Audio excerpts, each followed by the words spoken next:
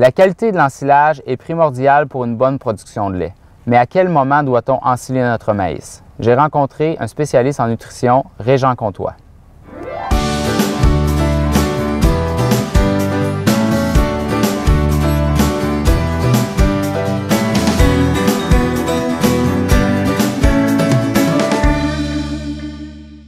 On n'a pas besoin d'attendre les gelées pour ensiler. Il faut vraiment y aller avec le niveau de taux d'humidité nécessaire pour avoir une mode de conservation au maximum ou avoir une belle analyse qui peut être très représentative de qualité avec les amidons et les sucres qui peuvent être retrouvés dedans. Dans la période de septembre, c'est bien important d'évaluer la maturité du maïs de façon très courante. Pour pouvoir avoir des bons taux d'humidité dans l'ensilage de maïs, bien, on regarde notre plant, la verdure qu'on a dans notre champ quand on arrive.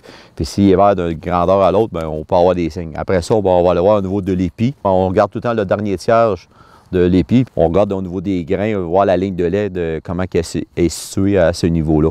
Habituellement, qu'est-ce qu'on va avoir? C'est à l'entour de 50 pour avoir l'optimum au niveau des récoltes. Si je regarde ça en ayant notre ligne à 30 comme on est là actuel, qu'on veut avoir 50 au niveau de la ligne de lait, fait que je croirais qu'au courant de la semaine prochaine, on serait prêt à pouvoir commencer à penser ensiler. Ce qui est important quand on regarde la tige au niveau de la maturité, c'est tout le temps de le prendre dans nos mains puis s'en aller à la base de l'épi, puis de tordre notre plant, pareil comme si on tordait une guenille, puis pas avoir peur tout de suite en bas de l'épi, on tord, jusqu'à temps qu'on voit l'humidité qui en ressort à ce niveau-là. Moi, j'aime bien quand les hauts plants sont excessivement verts comme à l'heure actuelle, que j'ai aucun suintage qui en sort, d'humidité qui en sort du coton à ce niveau-là. Quand que vos plants sont desséchés un petit peu, soit par un manque de verdure ou de maladie, bien, on peut se permettre, quand c'est humide, un petit peu en tordant l'épi, puis un petit peu de suintage qui se fait en la base là, du plant, que oui, on pourrait peut-être se permettre d'ensiler. Puis on pourrait être un taux d'humidité de 30 à 35 de matière sèche, là, selon le type de plant, le type de temps qu'on est ou le type de température qu'on vit aussi à ce niveau-là, au niveau de la culture du maïs sans ensilage. Fait que les taux de matière sèche au niveau des bunkers, bien, on devrait les retrouver à l'entour de 68 à 70. Dans les silos verticaux, on devrait les avoir à l'entour de 65, qui devrait être l'optimum qu'on devrait avoir. Puis depuis les dernières années, on a beaucoup d'high bags qui sont vendus dans le marché, qu'on peut descendre jusqu'à 60. Mais c'est sûr que quand on descend vers le 60, on se ramasse beaucoup plus d'amidon que de sucre. Mais ce qui est important, c'est d'avoir un maximum de compaction pour avoir le maximum de fermentation.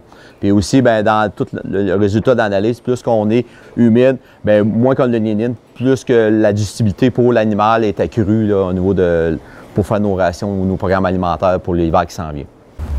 Les longueurs de coupe désirées qu'on devrait avoir, ça dépendra tout le temps des structures avec quoi on travaille, le taux d'humidité de nos plants nous avons dans le champ. Quand on est très humide dans notre ensilage de maïs, on a un avantage alimentaire 3/4 de pouce pour éviter les coulages au niveau des silos. Puis quand on est trop sec aussi, vous avez le facteur inverse, vous avez avantage à diminuer vers la demi. On ne se rendra peut-être pas à 3/8 parce qu'avec les rouleaux craqueurs, on peut se permettre, mais il faut s'en aller vers la demi-pouce. Récolter à la bonne humidité avec une longueur de coupe adéquate selon le type d'entreposage sont les facteurs importants à considérer pour avoir un bon ensilage. Visez plus haut.